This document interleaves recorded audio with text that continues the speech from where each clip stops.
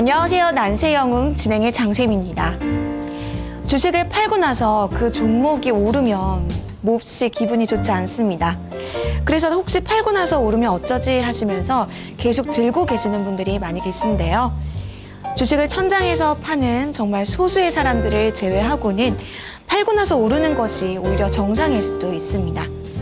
신선한 우유를 줄 수 있는 다른 젖소를 찾아보는 것도 좋은 방법이 될 수 있겠죠. 팔고 나서 올라도 슬퍼하지 마시고 여유 있게 웃을 수 있는 우리 시청자 여러분께서 그러셨으면 꼭 좋겠습니다. 자, 오늘은 어떤 분께서 강의를 들으러 오셨는지 한번 인사 나눠보도록 할게요. 자, 플러스 인생님, 자, 오늘 메이데이 때 처음 뵙는데요. 또 오늘 난세영웅 오셨습니다. 감사합니다. 하이게이님, 그리고 조민님, 천사피카님, 역배열님 반갑습니다. 지재거리기님, 반디헤라존님 등등 많은 분들 자리해 주시는데요.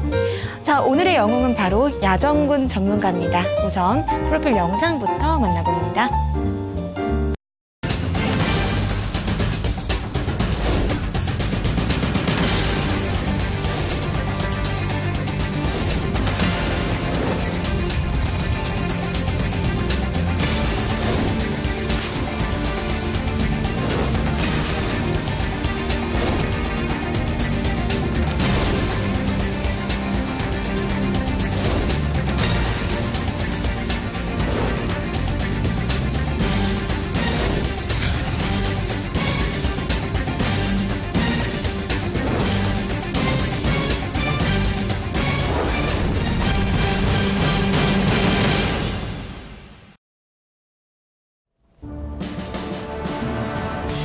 자, 안녕하십니까 시청자 여러분. 벌써 또 목요일이 다가왔습니다. 오늘은 또 무슨 말씀을 드려야 될지 고민을 해요.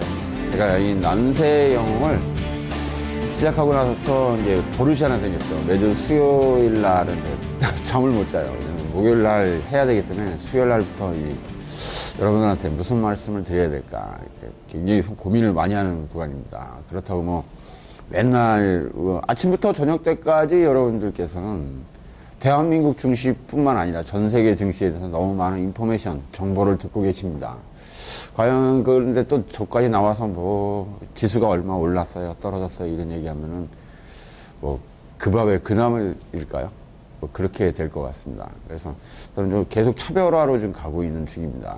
그래서 여러분들에게 시장의 그 이슈 라든지 왜 우리가 이 부분에 대해서 점검을 해야 되는지 곰곰이 생각하는 띵크를 계속 해드리고 있습니다. 자, 오늘은 일단 또 점검을 좀 해봐야겠죠. 오늘도 일단 미국 시장에서의 경기 지표는 양호하게 나왔습니다.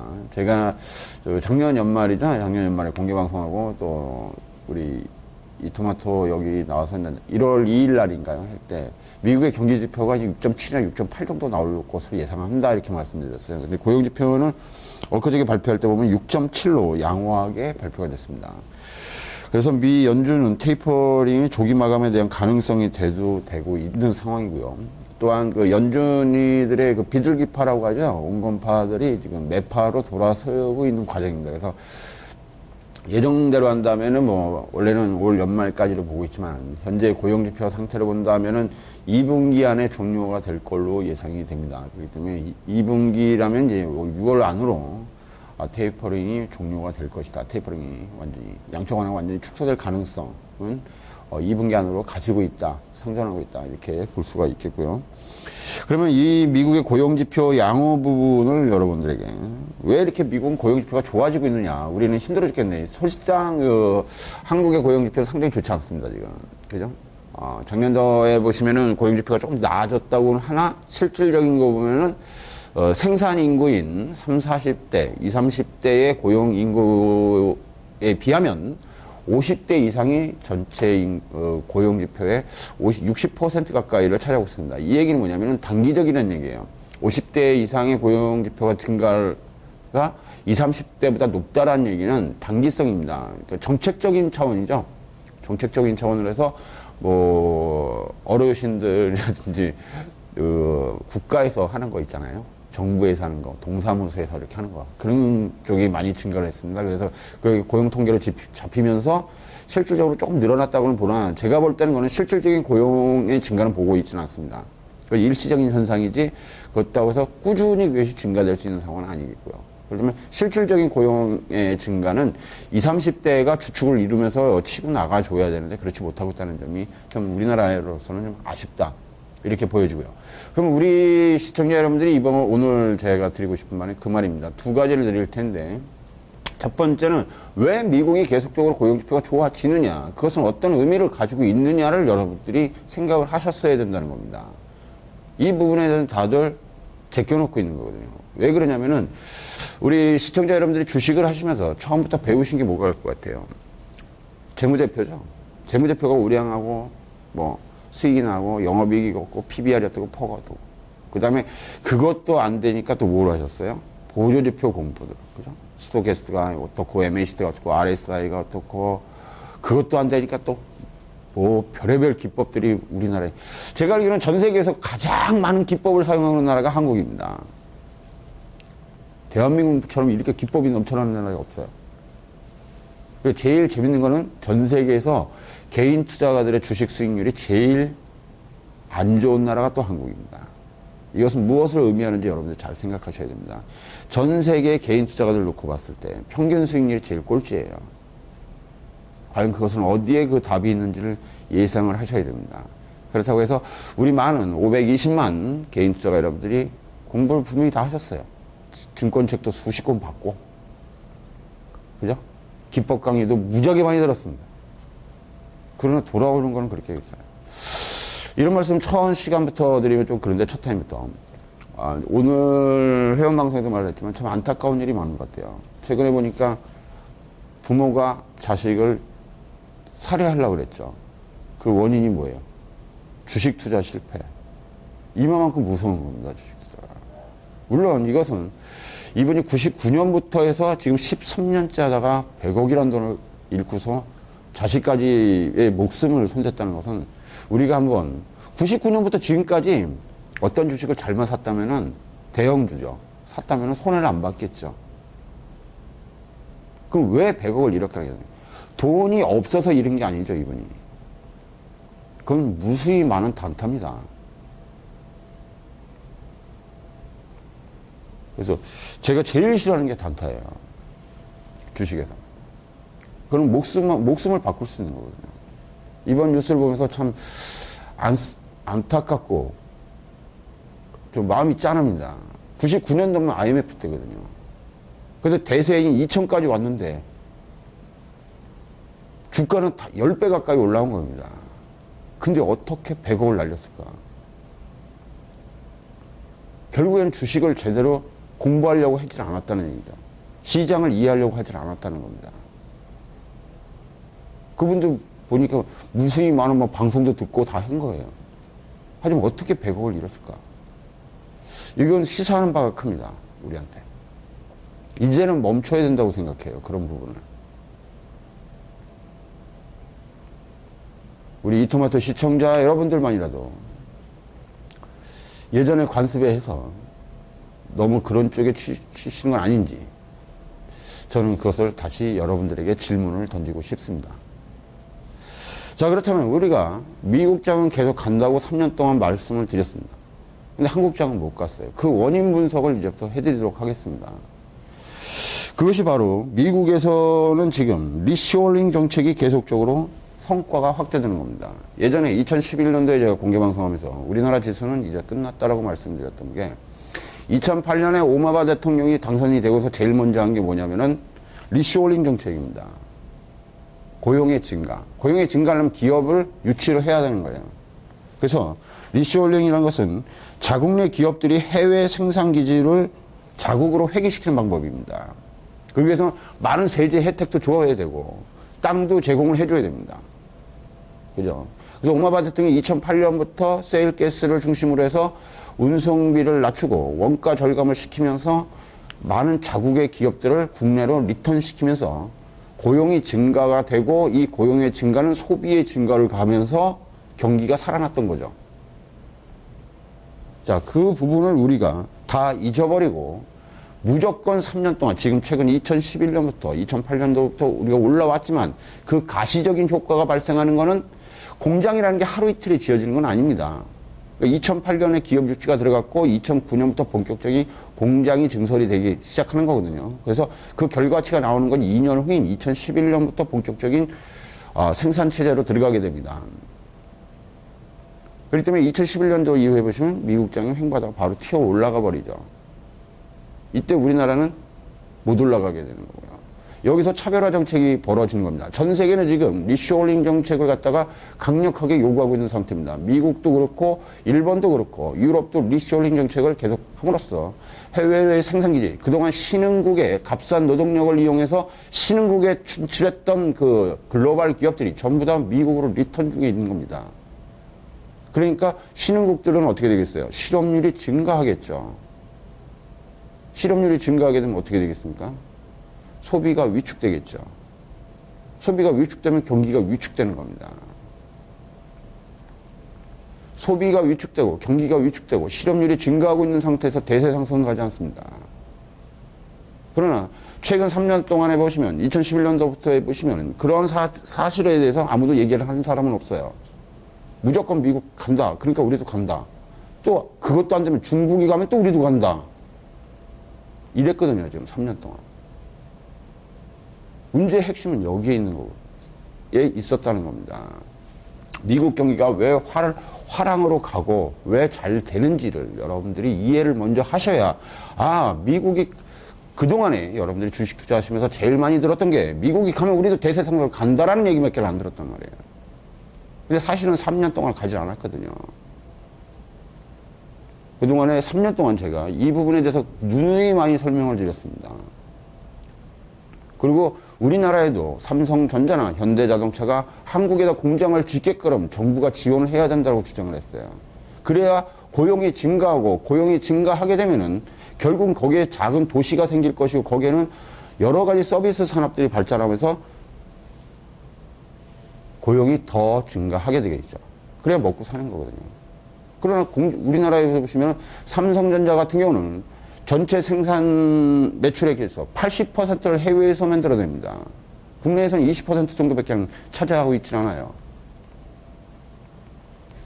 현대자동차는 60%가 해외 공장입니다. 최근 5년 동안에 보시면 현대자동차 같은 경우는 자국 내 수출량이 약 65%에서 70%, 해외가 30%를 장악했는데 지금은 역전되어 있는 상황입니다. 해외에서 생산하는 게 전체 매출액의 60에서 70%에 육박합니다. 또 차후에 기아자동차가 미국에다 증설할 예정으로 되어 있기 때문에 2, 3년 안에 증설할 예정으로 있기 때문에 조지아 공장이 지금 조지아에서 지금 계속 유치를 희망하고 있거든요.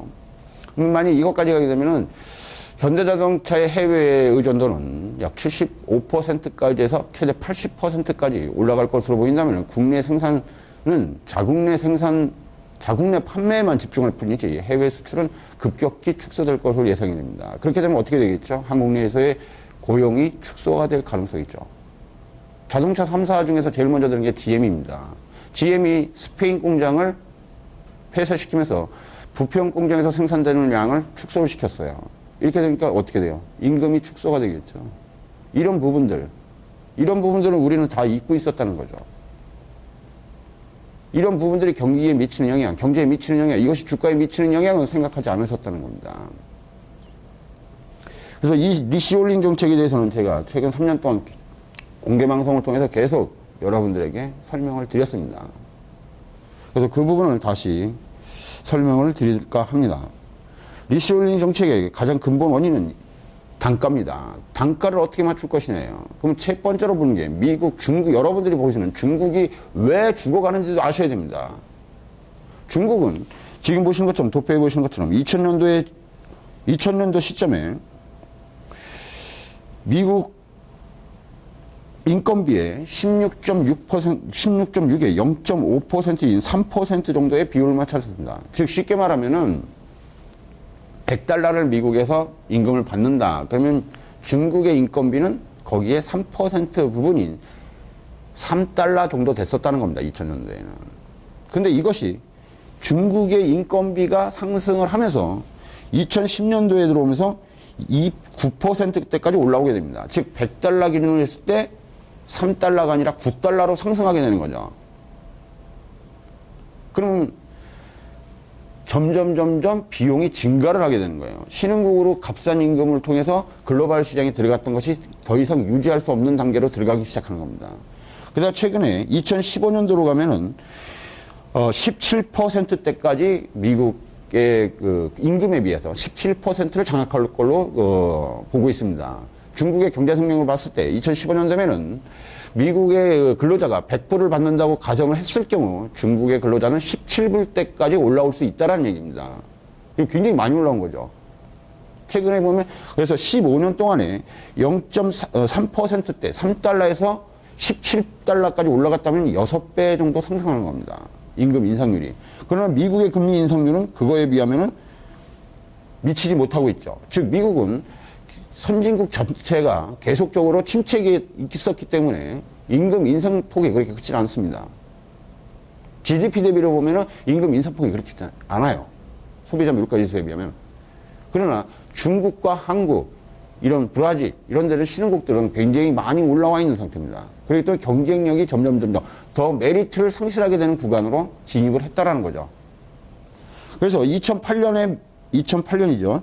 2008년에 오바마 대통령이 당선되고서 제일 먼저 정책을 쓴 게 바로 리쇼링 정책입니다. 이 정책을 쓰면서 이렇게 임금 차이가 격차가 줄어들면서 미국의 글로벌 기업들, 대기업들은 더 이상 중국 시장을 선호하지 않게 되는 현상이 발생하는 거죠. 거기다 중국 시장이 확대되면서 또 여러 가지 운송비가 들어가는데 운송비를 보신다면 지금 현재 도표에 나와 있는 것처럼 2000년도에 중국에서 수출하는 물량이 미국으로 가는 데 있어서의 컨테이너 40피트 컨테이너로 봤을 때 약 4,000달러 정도가 소요됐지만 지금 현재로서는 어느 정도냐면은 12,000불에서 16,000불까지 올라가면서 약 4배 정도 상승했습니다. 이렇게 되면은 결국적으로 인건비 상승에다 운송비 상승폭을 하면은 현지 글로벌을 세울 필요가 없다라는 판단이 생기는 거예요. 그렇기 때문에 많은 대기업들이 글로벌 기업들이죠. 글로벌 기업들이 전부 다 리턴 현상을 보입니다. 여기서 더 중요한 것은 뭐냐면 오바마 대통령이 이 부분을 강력하게 요청을 하면서 각종 세제 혜택을 줬다는 겁니다. 우리하고는 정반대 현상이에요, 지금. 한국 정부는 지금 현재 부가가치, 법인세율을 올리고 면허세를 올리고 취득세를 올리고 있지만 미국은 다운시키고 있는 중입니다. 즉 세제 혜택을 더 주는 거예요, 계속. 근데 우리나라는 올리고 있는 상황이거든요. 그러니까 세금을 더 들리는 원가가 줄어들겠죠. 그러니까 미국으로 들어가는 거예요, 계속. 미국으로 들어가면은 고용이 창출되겠죠. 고용이 창출되면은 월급 받은 사람이 점점 늘어나면 어떻게 되겠어요? 피자집도 더 생길 거고요. 커피 전문점도 생길 거고요. 병원도 생길 거고요. 그러면 그곳에 일할 사람들이 더 필요하게 되니까 간접인 서비스 산업이 더욱 활기를 띠면서 살아갈 수 있는 조건, 경기 화랑성세로 들어가는 과정에 있는 겁니다, 지금. 요게 지금 1단계가 오바마 대통령이 취임 첫 해 이번에 재임을 하셨죠. 1단계 지점에서 거의 50%에서 60%의 성과가 지금 이 정도의 실력을 보여주는 겁니다. 지금 보시는 도표에서처럼 중국에서 미국으로 운송하는 운송비가 워낙 많이 올라갔기 때문에 더 이상의 중국 시장이 계속 상승하는 부분에서 인건비 상승과 운송비 상승으로 인해서 더 이상 중국 생산이 어려워지는, 즉 미국에서 그냥 생산하는 게 더 낫다는 얘기예요, 이제는. 중국에서 생산해서 컨테이너로 가져오는 것보다 미국에서 그냥 만드는 게 낫다는 거예요. 이 인건비 계산하고 운송비 빼버리면은 미국에서나 중국에서 생산하는 거의 비슷한 가격대가 나와버리기 때문에 중국에서 일할 필요가 없죠. 제가 지난번에 지난 시간인가요? 2주 전에 한번 말씀드렸을 거예요. 미국 기업의 거의 70%가 철수한 상태입니다. 그 다음에 일본 기업의 거의 80%가 철수한 상태예요. 그러니까 중국은 계속적으로 뭐가 되겠습니까? 실업률이 증가할 수밖에 없는 거죠. 그죠? 인건비는 계속 올라가고 떨어진다는 거죠. 이런 부분을 하면 중국 시장을 놓고 중국이 대세를 가는 이런 소리는 안 했으면 좋겠고요. 이 부분이 해결되기 전까지 중국 시장이 살아남기는 조금 어렵지 않겠냐.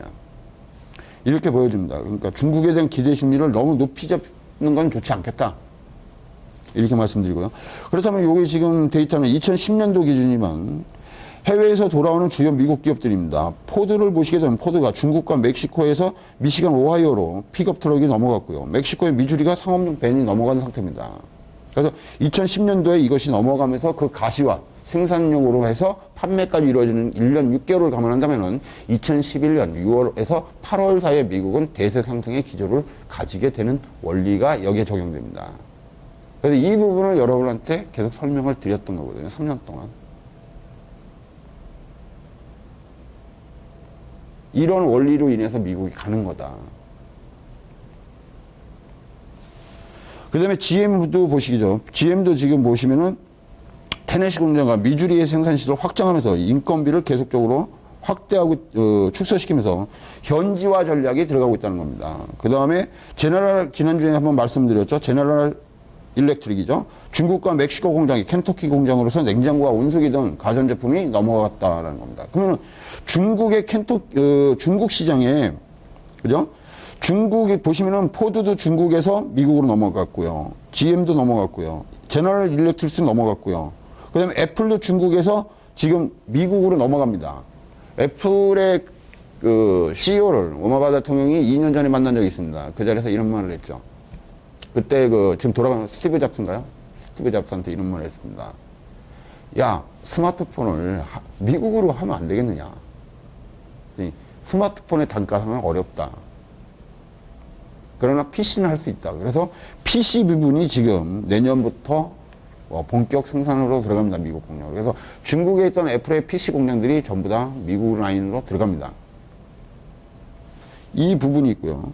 그 다음에 콜맨이라고 해서 플라스틱 냉각기 기술을 하고, 근데 이게 전부 다 보면 중국이죠. NCR이든지 솔리드. 이거는 아주 여러분들이 편안하게 그냥 대기업들만입니다. 여기서 중소기업까지 해서 이 부품업체까지 해서 다 넘어갔다면 어마어마한 양이 넘어간 거예요. 이 회사들의 부품업체, 소재업체까지. 다 넘어간 거거든요. 그런데도 이런 상황이 2010년도에 벌어졌으면 이 결과치가 2011년도 1년 반 후인 2011년 6월이나 8월쯤 발생할 수 있는 부분이거든요. 이제 실적으로 나타나는 부분이.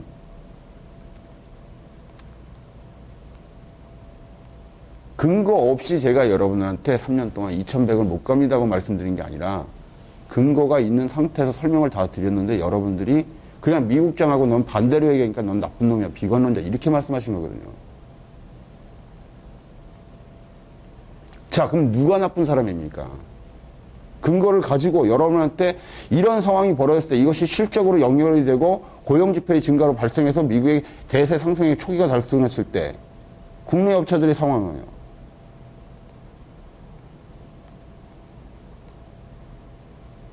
아까도 말씀드렸죠. 삼성전자의 80%가 해외 생산입니다. 현대자동차가 지금 기아자동차 미국에다 증설 공장을 설립하는데 그걸 한국에다 줄 수도 있겠죠.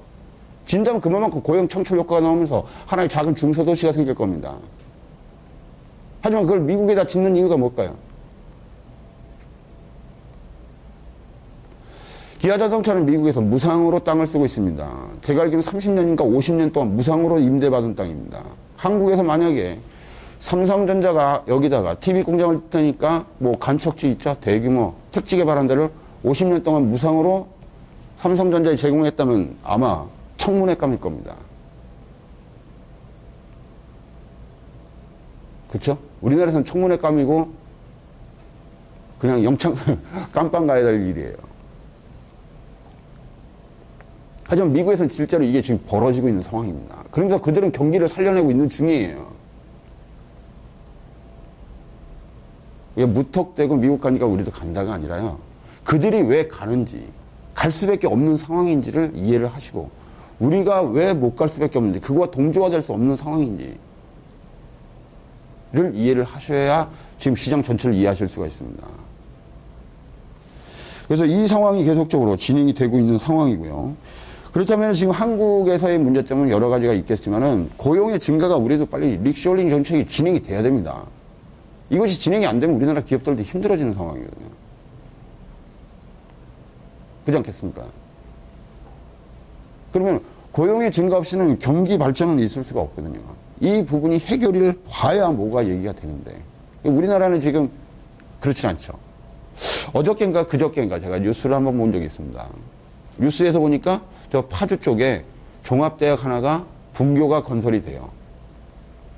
지방에 있는 뭐 종합대학인데 그 대학의 주변에 사시는 분들이 버스를 타고 와서 그 건설 현장에서 데모하는 걸 하는 장면이 뉴스에 나오더라고요. 그분들이 왜 대학을 이전하는데 와서 데모를 했을까? 그것은 그 종합대학에 다니는 학생 수가 한 3,000명 된답니다. 근데 이게 1,500명이 빠져서 이쪽으로 와야 된다는 거예요. 그러면 결국적으로 그 주변, 대학을 중심으로 형성되어 있던 하숙집이라든지 지방대니까 하숙집이라든지 음식점이라든지 학생들이 좋아하는 뭐 켄터키 이것이 매출액이 확 떨어질 건 불보듯 뻔한 거거든요. 그잖아요. 그러니까 이 주민들이 버스를 타고 와서 데모를 하더라고요. 옮기지 마라. 이것은 지금 전 세계적으로 불고 있는 리쇼링 정책하고 같은 원리입니다. 결국은 하나의 소비 주체나 생산 주체가 떠나게 되면 돈을 만들어낼 수 있는 주체가 떠나게 되면은 하나의 공동화 현상이 발생해서 무너지는 거거든요. 최근에 우리나라가 고임금 체계도 있었고 하는 부분 때문에 우리나라의 기업들이 거의 다 해외로 나간 건 사실입니다. 대기업들이. 그렇기 때문에 우리나라는 지금 현재 한 5, 6년 사이에 지금 급속히 지금 떨어지고 있는 거거든요. 실업률이 증가하고 있고. 문제는 해외에서 벌어들이는 돈으로 지금 버티고 있는 거예요. 그러니까 국내 여러분들도 아시겠지만 시청자 여러분들 중에 장사하시는 분들 있으실 거예요. 경기가 무지하게 안 좋죠. 지수 2200을 간다고 해도 아마 경기는 안 좋았을 겁니다. 왜? 계속 소비가 위축되고 있는 상황이거든요. 정부는 괜찮다 그러는데 제가 볼 때는 아주 안 좋습니다. 왜? 소비가 계속 축소되는 거예요. 돈 버는 사람이 점점 없어지는 거거든요.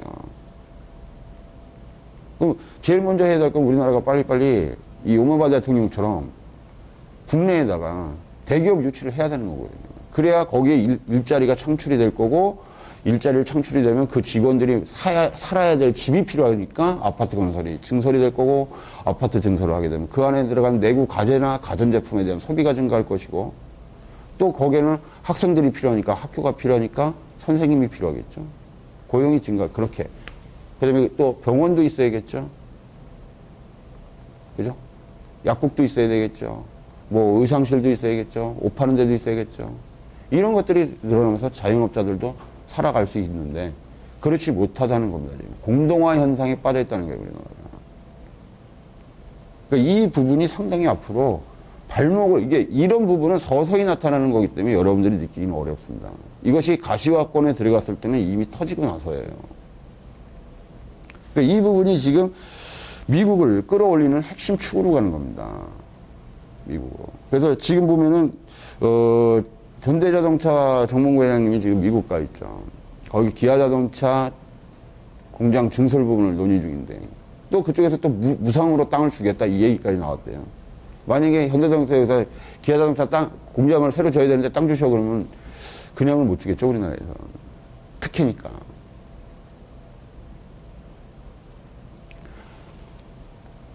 그게 미국하고 한국하고 차이점입니다. 미국은 지금 자기네 나라의 경제를 살리면서 국민들을 먹여 살리기 위해서 최선을 다하고 있는 거예요.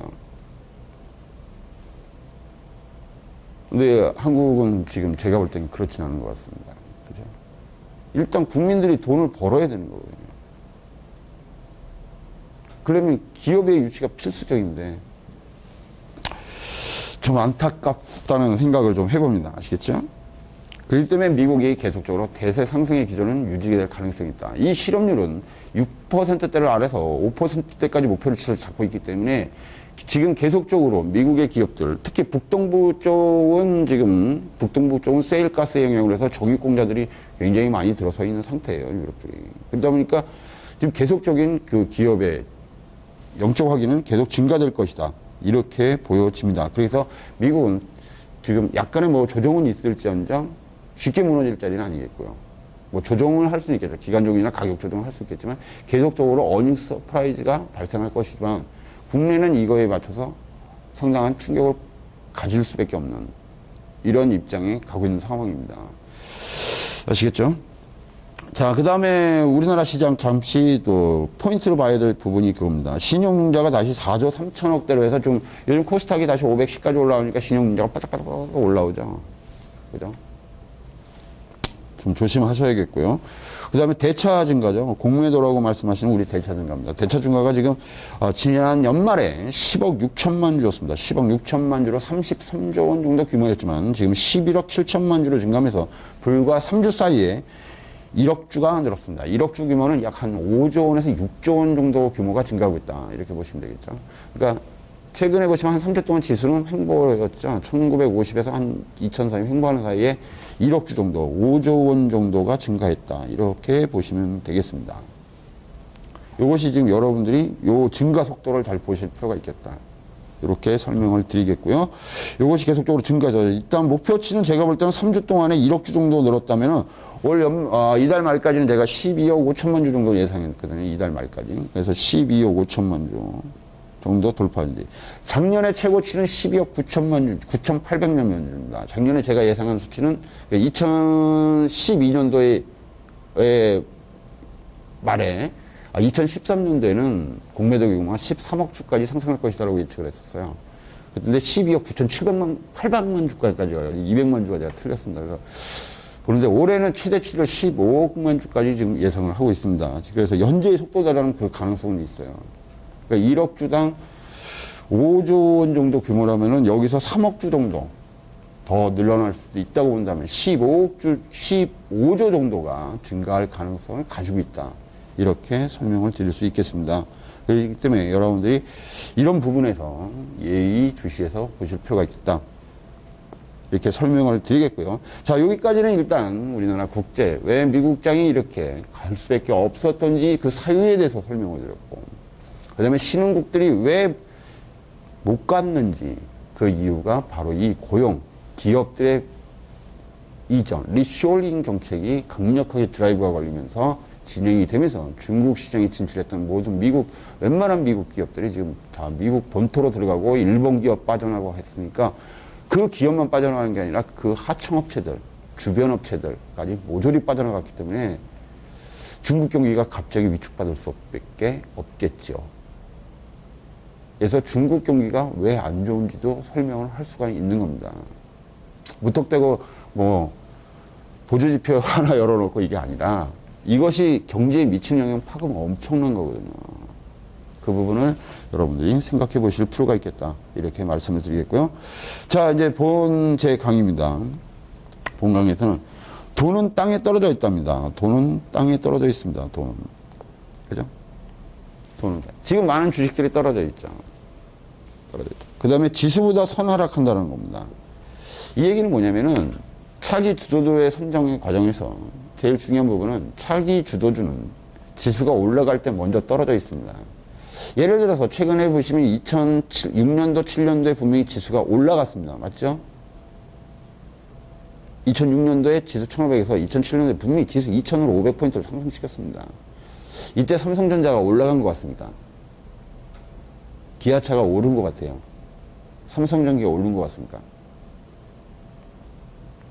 떨어졌습니다. 즉 2007년도에 지수를 배팅해서 쭉 끌어올릴 때 기아차를 보시면은 몇 개를 보여드릴게요. 지금 여러분들이 가장 좋아했던 주식, 최근에 좋아했던 주식들은 분명히 2006년도, 2007년도에 빠져 있었습니다. 보세요.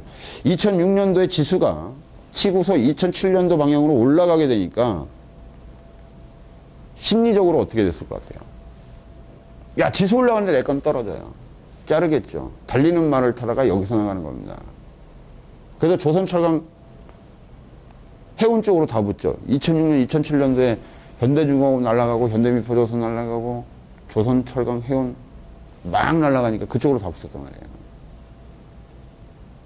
그 결과치는 3년 후에 완전 180도로 바뀌는 겁니다.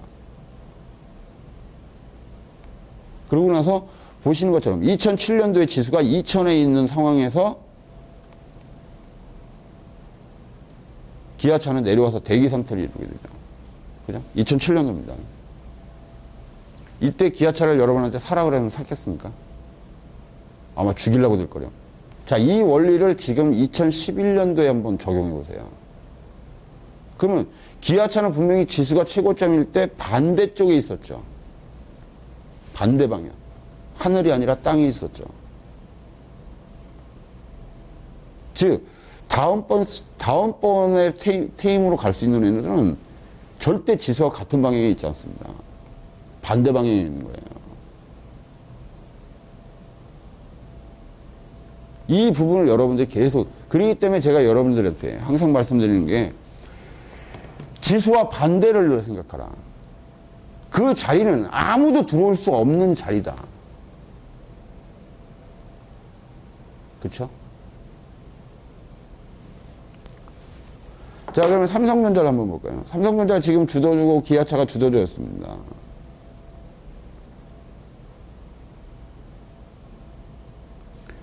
삼성전자도 2006년도에 한번 보시죠.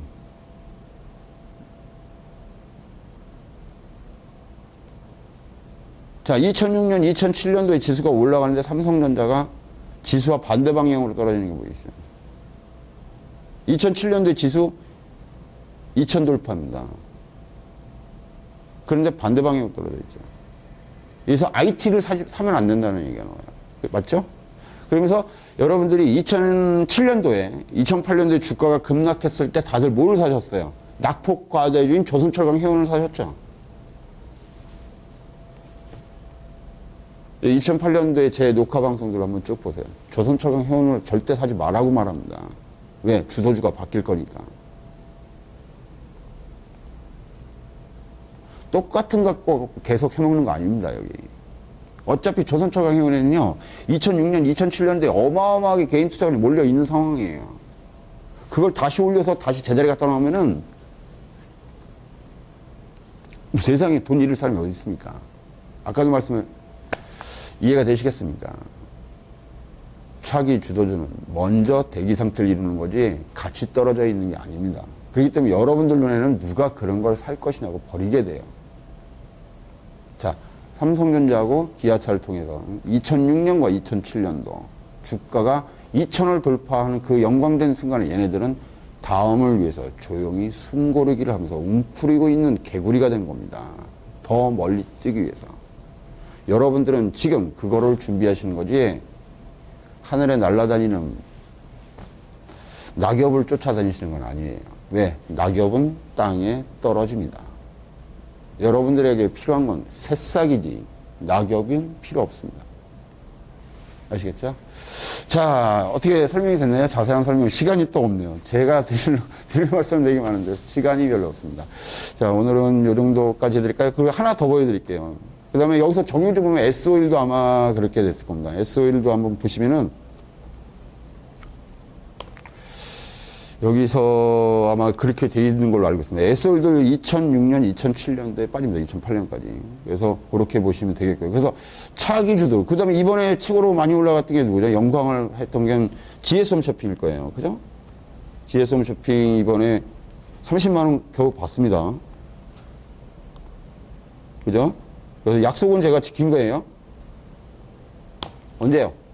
2008년도에 GS홈 쇼핑 드리면서 얘 30만원입니다. 그러니까 31만 2천원 찍고서 지금 밀리고 있기 때문에 된 겁니다. 얘도 보시면은 GS홈 쇼핑도 이런 원리를 잡은 거예요. 2000 잘 보세요. 2006년, 2007년도 지수 올라가는데 GS홈 쇼핑이 어떻게 하나 잘 보십시오. 올라가는지 떨어지는지.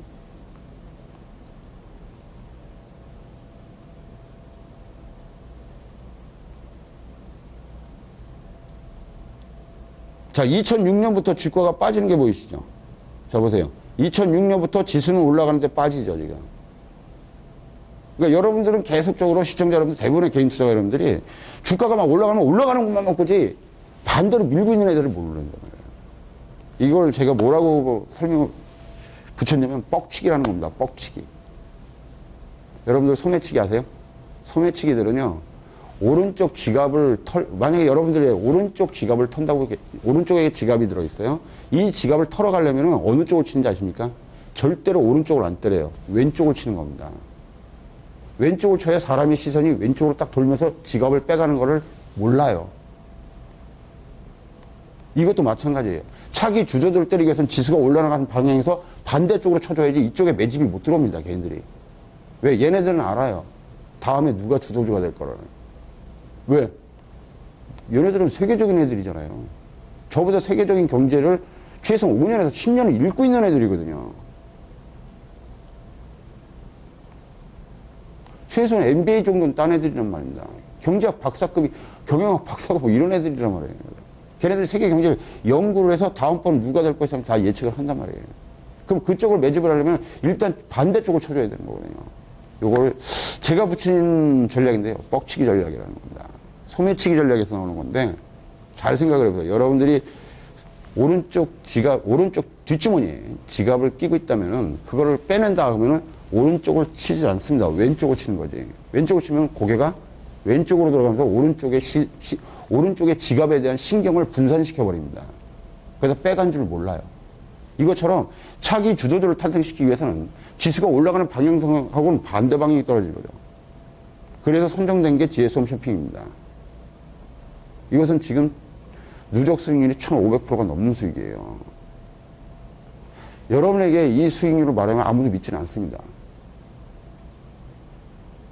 그게 가능할까? 하지만 내가 먹어보지 않았다고 해서 그것이 존재하지 않는 것은 아닙니다. 지금 저는 여기 이토마토 방송국에 앉아 있습니다. 제 눈에는 미국이 보이지 않습니다. 하지만 미국이 있는 건 압니다. 내 눈에 안 보인다고 해서 그것이 부정할 수는 없습니다. 아시겠죠? 그걸로 원리를 적용한다면 2011년도에 지수가 올라갔죠. 분명히 올랐습니다, 지수가. 그럼 이 원리를 적용시킨다면 누가 바로 이거에 해당할 것 같습니까? 제가 분명히 말씀드렸죠. 지수와 반대를 봐라. 그러면 SK텔레콤 보여드릴까요?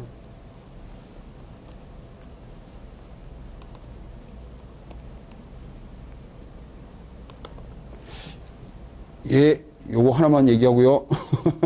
시간이 별로 없습니다. 그래서 요거 하나만 보여드릴게요. SK텔레콤 요거 하나는 꼭 보고 가셔야 돼요. 그래야 여러분들이 이해가 되세요. SK텔레콤을 보시면은 2011년도에 지수하고 반대 방향인 아래쪽에 떨어져 있는 걸 볼 수 있습니다. 맞죠? 이겁니다. 지수와 반대. 오른쪽을 칠 거면 왼쪽을 먼저 공격치고 오른쪽을 비우게 하는 겁니다. 위를 칠 게 아니라 위를 쳐놓고는 아래쪽을 받는 거예요. 즉 상대의 기습 전략입니다. 아시겠습니까? 이렇게 해서 주도주는 탄생되고 있는 겁니다. 그래서 시청자 여러분, 목요일입니다. 여러분들도 하실 수 있습니다. 생각을 조금만 바꾸십시오. 여러분들의 틀을 조금만 벗어난다면 성공 투자의 길은 멀지 있지 않습니다. 원칙과 원리를 잘 이용하시면 여러분들도 성공 투자의 길에 한 발 더 앞서가는 2014년도가 될 것입니다. 자, 목요일에 합니다. 야정군이었습니다. 감사합니다. 네, 오늘 목요일 밤 난지의 영웅이었습니다.